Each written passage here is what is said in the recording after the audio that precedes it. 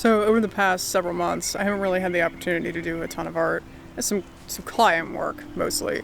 And even then, that's been going pretty slow. But I have the next few weeks to actually just do some art. And the cinder block garage needs a fresh coat of paint, which also involves, like cleaning the garage and all sorts of stuff that nobody's really interested in. But I have to do all that prep work before I can do any kind of painting to it. So first I need to prep this whole garage. Got to, get Sideshow Bob off of there. But I think that a postmodern looking botanical mural that goes across both walls might be pretty cool. So I guess we'll just see how this one goes.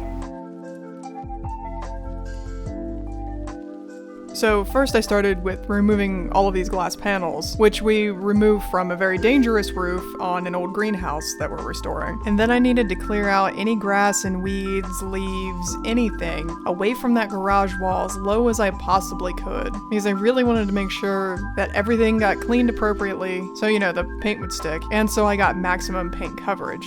And then a very important but really sucky step was scrubbing this stupid garage. Yeah, I know there are a bunch of spray cleaners and stuff that I could have just sprayed all over this, but this is also right next to vegetable gardens, so I took a deck brush and some dish soap, and that seemed to do the job. Got rid of all of the dirt and any moss, but then I also had to go through with a metal brush and a scraper to get ivy roots off of the garage. If you have ivy growing anywhere, I know it's pretty, but you want to do yourself a favor and remove it. If it's crawling up a tree, it's gonna kill the tree. It'll mess up your surfaces, sometimes it'll break through concrete. So yeah, anyway, I just needed to remove it and get the surface nice and smooth. Once the garage was completely clean of dirt and debris, I began to paint and seal it, and that took 2 gallons of Kills and 2 gallons of Mason paint. With that in mind, this is only for 2 sides of the garage, the back and one of the sides. Oh, there's also the top that's wooden that'll be noticeably messed up through the video. However, that is lead paint, so that has to be dealt with in a very different way. Well, then you would think that this is the fun part, but I needed to come up with a design, and honestly, I'd never done any kind of botanical art before. And of course you think, flowers and plants, how hard can it be? Well, it's actually a little difficult if you don't have an exact plan in mind. And I figured since we're doing so much remodeling, so much work out back, and we're planting so many different things, I would do a combination of common flowers for the area, as well as berries and different flowers that we plant on our property. And that at least gave me some kind of direction. And through this entire process, I start to become more comfortable, so then I'll go back and fix things or change the style a little bit or make certain lines thicker. But I really had to consider what kind of style I actually wanted. We do live in a mid-century home, and a lot of the remodeling that we're doing is kind of taking it back to that postmodern era. So I thought it would be really fun and super enjoyable. If I'm walking around in the backyard, working on the garden, or if we're having a cookout, to have something that was bold and colorful, but not too modern. So I thought that maybe something that had like a hanna-barbera kind of style to it. Something that you might see style-wise with, the colors and different shapes of something in either the Flintstones or the Jetsons. And I became pretty comfortable with just throwing something on here, because that's the beauty of being able to do something digitally first, and then coming back and making adjustments later, and not feeling like I had to get the style or feeling correct the very first time. And eventually I got the style that I was actually kind of hoping for, and it was really relieving. Sometimes that doesn't always happen, so when it does, it feels like a pretty big win.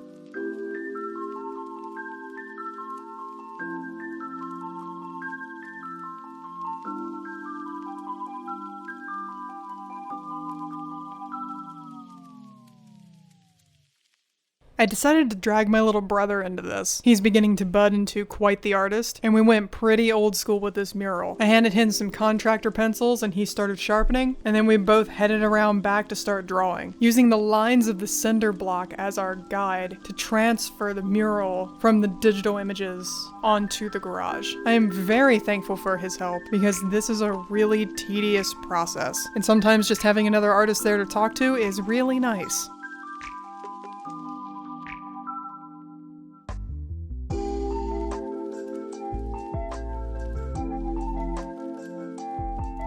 It took us a while, but we did manage to get it done. Although a storm started to roll in because, it's June in the Midwest, so we kind of had to call it quits. But that was perfectly fine because the storm isn't going to take pencil off of cinder block, and it was just a good stopping point so we could continue the next day working on some of the line work with paint. And with the paint, we also decided to go pretty old school with that, partially because I had a lot of the materials, and also because it's a little more controlled for this particular project. We absolutely could have sprayed all of this, but I think in the long run it worked out better that we just picked up some paintbrushes and went at it. This isn't my first time painting on cinder block, but it was certainly his. Took him a minute to get used to it, but he got the hang of it pretty quickly. Normally when I'm painting, I want to start with the background and then move on to the foreground, but I thought it was just a better decision to get these black lines established, just because of how the painting is structured, and then do the background colors at the end. And that actually worked out really well. For the establishing lines, I wasn't really worried about making them perfect. They're pretty scraggly looking lines, and in between the cinder blocks, there's always the potential for the issue of the paintbrush unloading differently, which is one of the positive things about spraying, is that you run into that a little less. But that doesn't really matter because when I go through and put in the thicker lines, I thin out my paint a little bit with some water, but not so much that it messes with the coverage of the paint, but it results in really fluid and controlled lines, and then using smaller brushes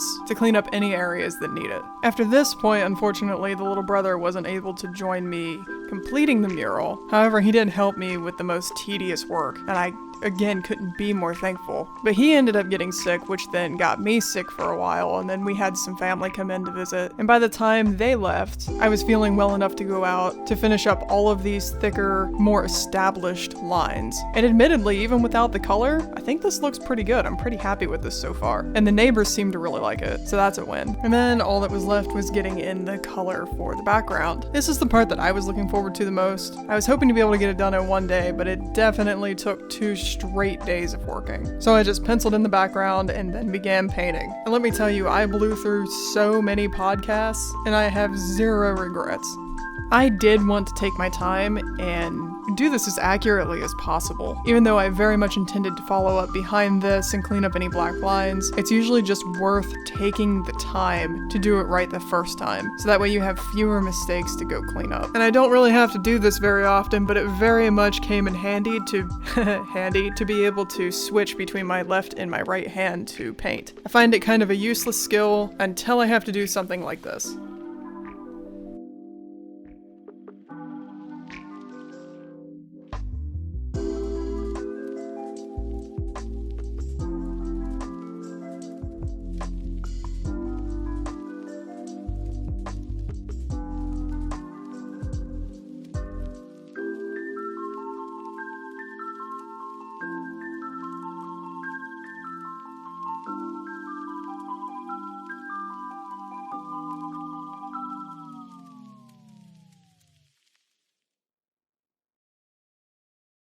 Once I got all of the color on the wall, I started working on those black lines that are kind of offset a little bit. I used a smaller brush with thinner paint to really fill those in, and you would be amazed at how much of a difference those simple black lines really make. Like, the mural itself looked fine without them, but it looks complete with them. It's kind of amazing how that works. And as for all of the pencil lines, I do not intend to erase those. Erasing anything on cinder block is kind of awful. In time, they should kind of rub off, but if they're up there for an annoying amount of time, I'll go back through with some white paint and clean that up.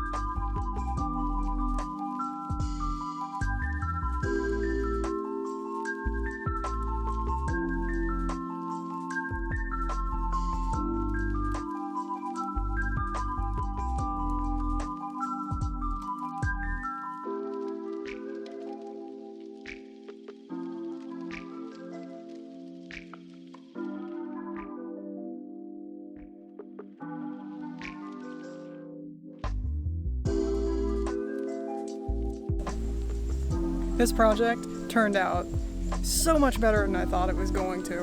Like, I thought it would be cool, but like, I don't know, it turned out so much better than I thought it was going to. It's totally worth the time, although I didn't think that it would take nearly as long as it did.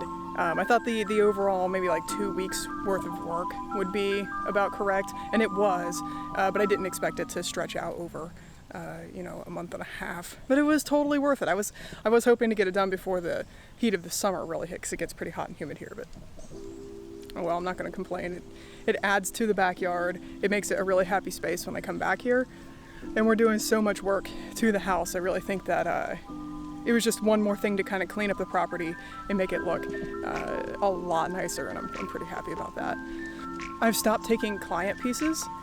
I've only got a couple of them left, and then after that I'm just gonna focus on doing art for myself for a while, and maybe some maybe work on a gallery collection. But doing this piece, it's not a masterpiece, but it did bring me a bit of joy, and it's really encouraged me to just do some art for myself. So